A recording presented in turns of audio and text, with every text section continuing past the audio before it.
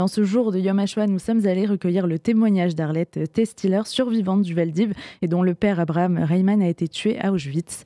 Je suis née à Paris, je suis française de naissance. Mon père est né dans la partie polonaise ukrainienne où il y a eu tous ces massacres, toute sa famille a été massacrée. Il est venu en France, il avait l'âge de 17 ans, il s'est installé en France. Il était très intégré, très français, plus français qu'un français. Plus français que lui, on ne fait pas. Parce que je me souviens en 1938, à ce moment-là, j'ai 6 ans, on est au bord de la mer, et je l'entends dire s'il y a la guerre, moi je m'engage pour me battre pour la France et tout. Bon, à 6 ans, pour moi, me battre, c'était me battre avec les garçons et les filles, mais surtout pas, j'ai pas compris. Mais c'est ce qu'il a fait, il s'est engagé volontaire, j'ai sa photo, il s'est engagé, son service militaire, il a fait. Bon, il a vite été démobilisé, il est revenu, mais parce que la guerre avait été perdue. Mais on a été très vite, il s'est fait recenser, bon français qu'il croyait être.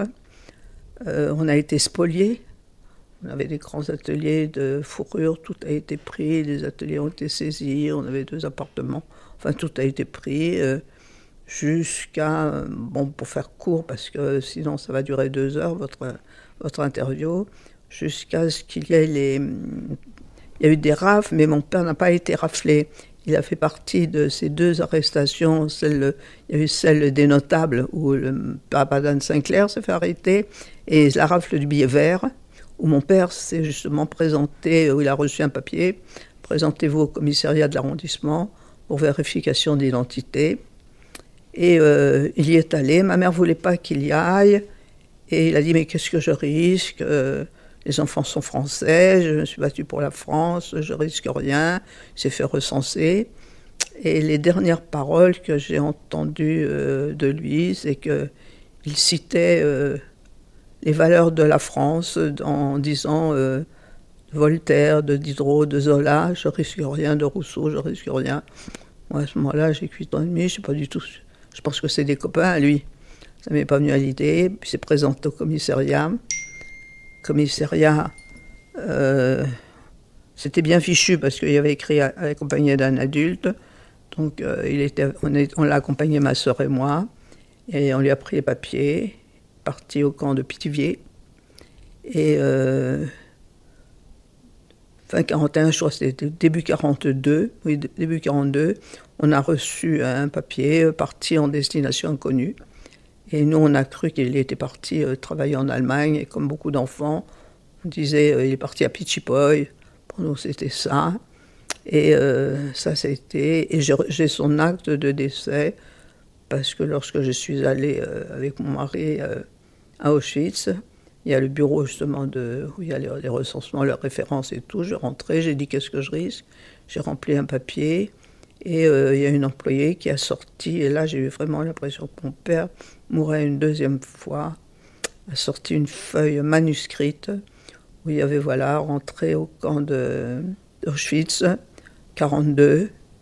Et après, chambre à gaz, four crématoire, carré des Français, baraque 28. Et après l'arrestation de votre père en juillet 1942, la police française arrive chez vous pour arrêter votre père, mais il l'a déjà été. C'est donc vous, votre sœur et votre mère qui êtes arrêtés. Comment ça se passe, cette scène ?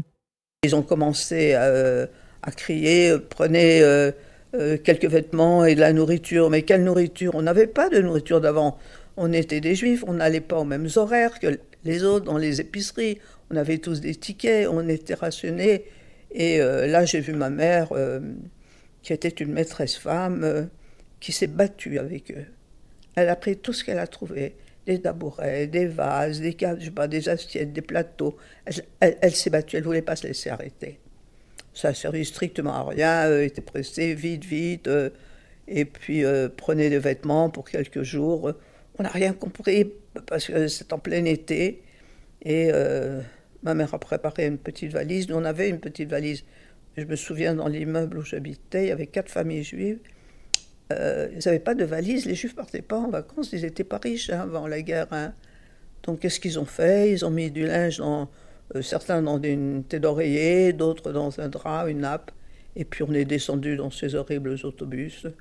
direction le Vélodrome d'hiver, que je connaissais pas, parce que mon père ne devait pas être ni très sportif, ni très... puisque c'était un endroit où on faisait du sport, et puis des manifestations politiques.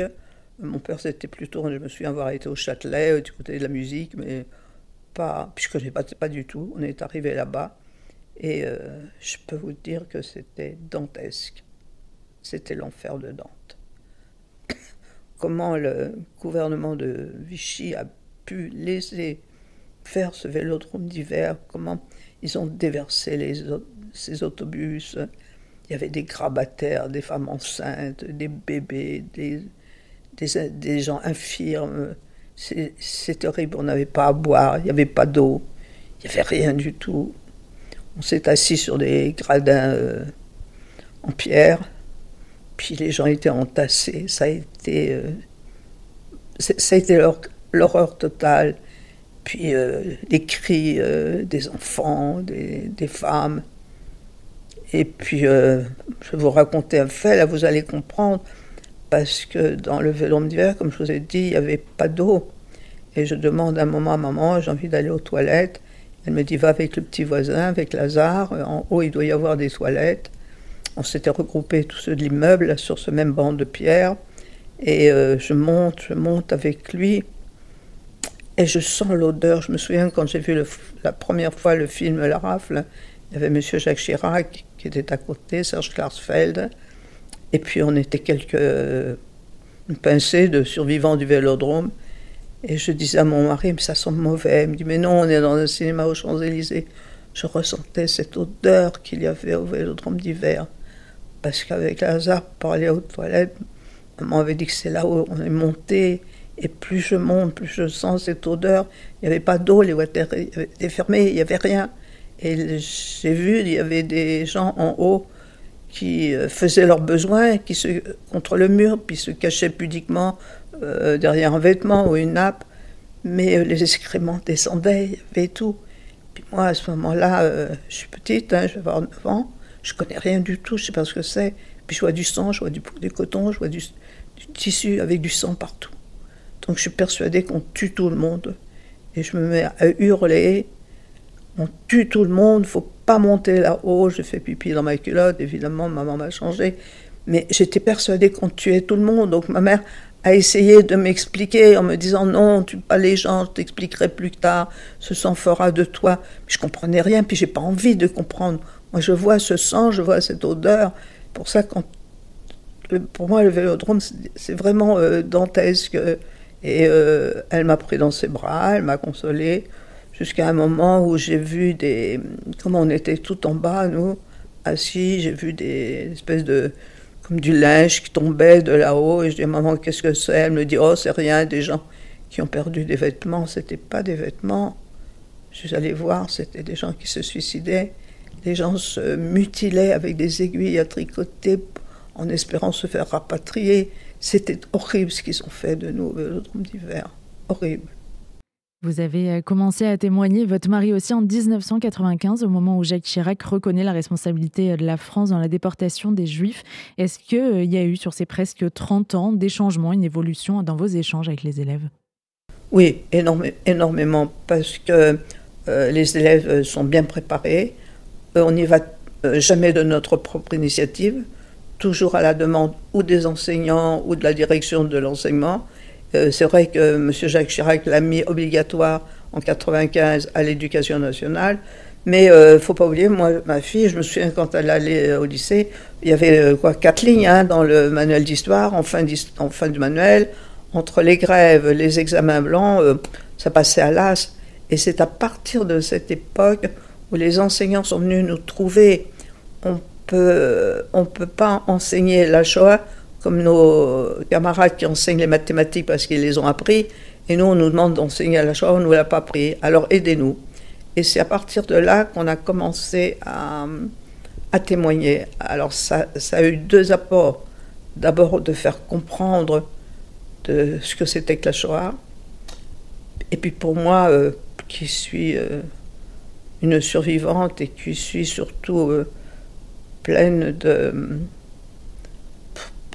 plus que de remords, de culpabilité. Pourquoi moi je suis revenue de tout l'immeuble, je suis la seule à être là. Donc quand je témoigne, j'ai l'impression qu'on ne les oublie pas. Arlette Estillers, comment avez-vous vécu le 7 octobre? Comment ça a résonné pour vous? Ça a été un énorme choc parce que je connais bien cet endroit. Parce que je connais, mon mari avait toute sa famille qui était des sionistes de longue date, puisqu'il avait même une tante qui avait été à l'école d'Ameir. Ce sont ce qu'on appelle des bilouïm, les premiers, vraiment les premiers. Et je connais bien cet endroit qui était frontalier avec Gaza. Et c'était des gens, tous ces kibboutz étaient des gens un peu de gauche qui vivaient en harmonie avec eux. Il les emmenait à l'hôpital, il les secourait. Donc ça a été quelque chose de terrible, parce que c'était inhumain. Et je ne peux pas accuser impunément les Palestiniens et les Gazaouis. Le Hamas, ce n'est pas la même chose.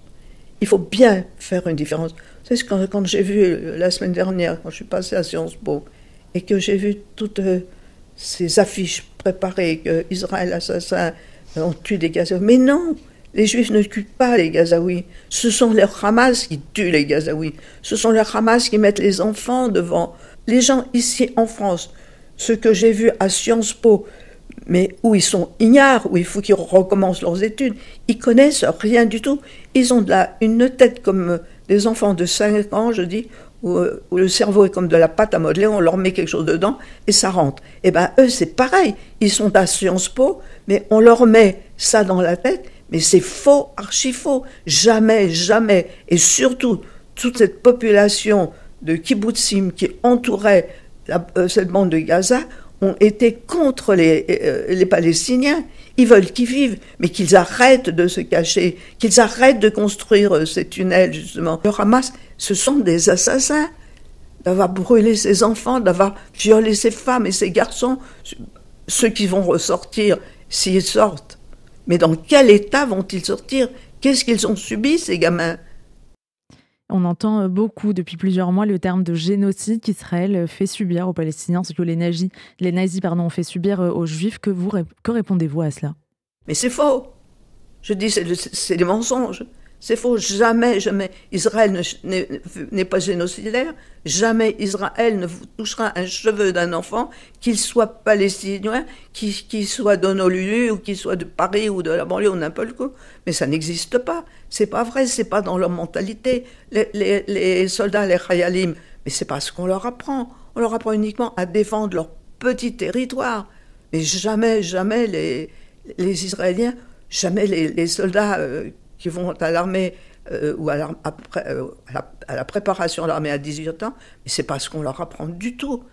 Pas du tout. Il y a pas de population génocidaire, il n'y a pas de génocide fait par les Israéliens, ça n'existe pas. C'est faux, archi faux. Mais qu'ils y aillent là-bas, on leur paye le voyage. Moi, je suis prêt à leur payer le voyage pour qu'ils aillent voir ce que c'est. Ceux qui sont là devant la Sorbonne et qui disent que c'est des génocides. Mais je leur paye le voyage, qu'ils y aillent. Et je leur donnerai pas de guide, mais qu'ils y aillent uniquement tout seuls, qu'ils se promènent et qu'ils disent pas qu'on les a formatés. Ils pourront voir qu'est-ce que c'est. C'est pas ça du tout. C'était les mots d'Arlette Estillers, survivante du Veldiv et dont le père Abraham Reiman a été tué à Auschwitz. Un témoignage enregistré hier à nouveau. Un grand merci à Arlette Estillers de m'avoir reçu et confié ces mots. Vous pourrez retrouver l'intégralité de cet entretien sur le site et l'application d'RCJ.